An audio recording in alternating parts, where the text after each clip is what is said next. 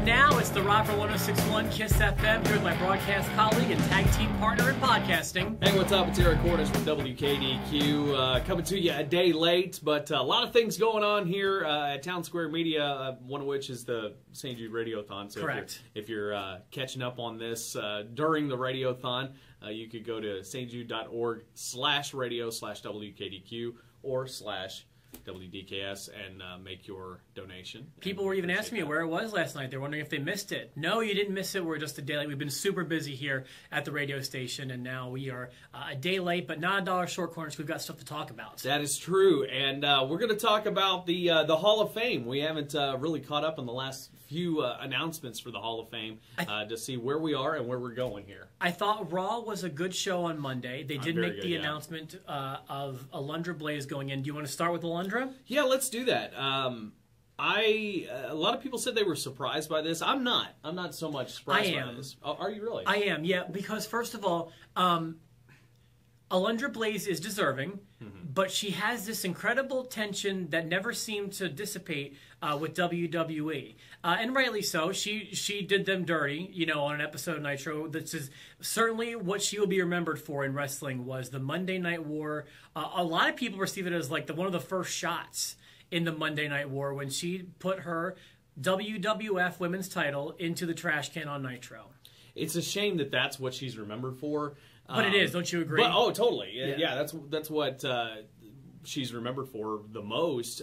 But I mean, if you look at the last few years, it's been all about mending fences, and I think Triple H has probably had a lot to do with that. But you go from San Martino to the Warrior to Savage this year, right? And then all of a sudden you've got Alundra Blayze. So you've really got a lot of those taken care of. I can understand why she's going into the Hall of Fame under the name Alundra Blayze. But I don't have to like it, because she's Medusa as far as it goes to me. You know what's funny? To me, she's not. And I can understand that. And let me explain, because when I started watching wrestling, I was in the heart of what was called the new generation. The lesser referred to younger brother of the Attitude Era. Kind of led into that. Right. I started watching SummerSlam 94. It was the first wrestling show I had ever seen ever.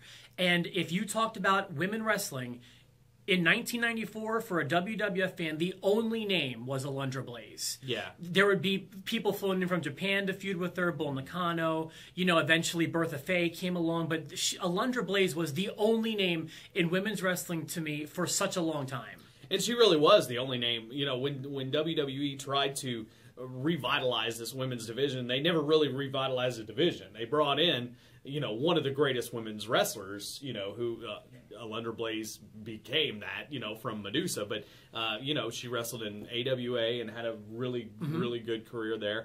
And did a little bit in WCW and then came over to WWE.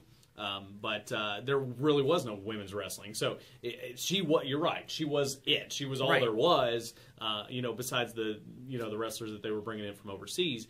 But then going back to WCW, and still bad move because she really didn't have anything to do there. Had she stayed in WWE, the division was starting to pick up, and man, she could have been such a fixture in the Divas division once it began. So. The Alundra Blayze character is which one I know best. It was very wholesome, and if I'm not mistaken, if it wasn't Match of the Year from PWI in like 93 or 94, a match with Bull Nakano, I believe, it was in the top 3. Yeah. So she's a very talented wrestler for a women's match to get even in the top 3 of the PWI Top 500 or the PWI Match of the Year is remarkable. Yeah, her matches with Bull and her work with Paul Heyman in the Dangerous Alliance, if you go back through the network and check out some of that stuff, I mean, you want to talk about a collection of just superstars. The Dangerous Alliance is so underrated, and I'm kind of getting off track here, but if you look, Paul Heyman was the leader. Then you had Rick Rude, you had Steve Austin, you had Bobby Eaton, you had Larry Zbyszko, and you had Arn Anderson, plus you had Medusa as the female presence. My goodness, is that not the best use of talent ever? So, well, I think she's a solid choice. I am in that camp that is surprised. And like I said, if nothing else, she was also one of those huge shots fired. Yeah, absolutely. That will be her place in history, and that is remarkable in and of itself. So I'm excited to see her. I haven't seen new footage of her in quite a long time, and I think that she's worthy. I'm excited. More names come to mind sooner than Alundra Blayze, but I'm happy that she's going in. Yeah, I think very deserving, and very glad to see her go in. As I am, and this one I will say I am surprised, although I shouldn't be, the Bushwhackers going in. Also known as the Sheepherders, and again, you're going to know them more as the Bushwhackers. Absolutely. But that was on the end of their career when they had their run as the Bushwhackers. They had a great run in the late 70s and through the 80s as the Sheepherders, and were one of the most fierce tag teams. Kind of invented the hardcore scene, in wrestling, because their matches always included a lot of weapons, a lot of blood, and through the Mid-South and areas like that, Puerto Rico, these guys were the scary heels for their career. Which is so funny because I know them as the polar opposite. Right, I know them as the goofy baby faces. And there's nothing wrong with that. And another one that's right from my generation, when they were very popular when I started watching wrestling. They weren't on every pay-per-view. In fact, rarely did they get a big match on a pay-per-view. But on Superstars, when I was eating grilled cheese and the kitchen sandwich, that my mom made for me after church or whatever, or I guess this was on Saturday mornings, but they were licking the fans' faces. Yeah, absolutely. And they, they were the fan favorite. They were the ones that the kids loved, which again was polar opposite from what they had been, but they embraced it, and they were that character, and that's what they're known for. So, but I think you can respect both ends of it. I've had the chance to spend some time with Luke, and I think he's just a phenomenal mind for the business. He's been a booker in many territories. Mm-hmm. And just phenomenal.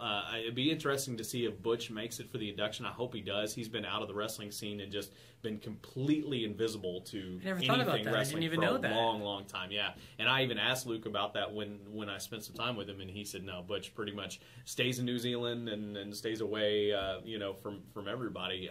So I hope he shows up for the induction. I think that would be awesome. I can't imagine he wouldn't. I think he's going to be there. Yeah. Who's going to induct the Bushwhackers? Do we know? Gosh, I don't know, but I'd love to see somebody like,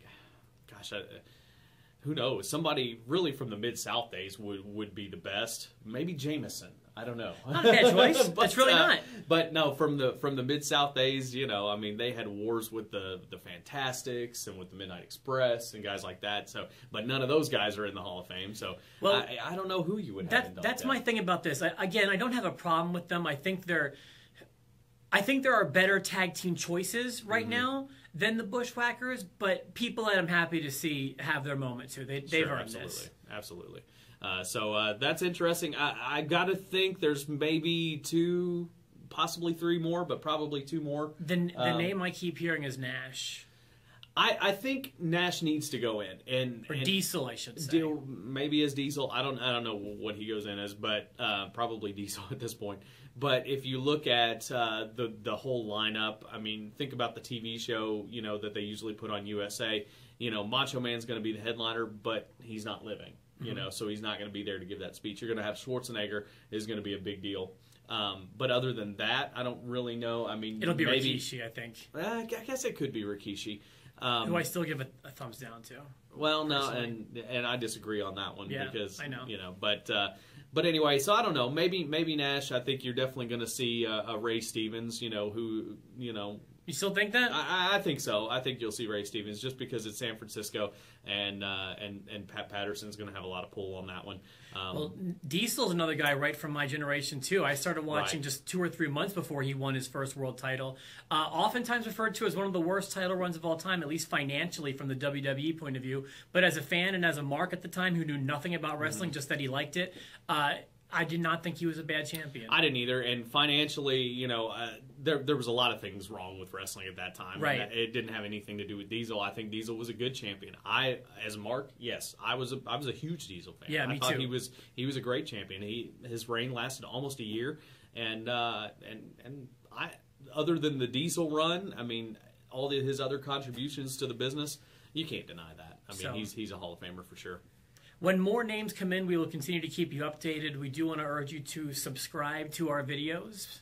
Yeah, absolutely. And send us any questions, any comments you may have. And be watching the next few yes. episodes and be tuned in to both of our radio stations here in the coming week, because we've got big wrestling news. I'll go ahead to big WWE news and associated with Evansville. So, yeah, we'll give you more info on that with Monday's episode of the Enhancement Talent. You won't want to miss it. Keep it locked.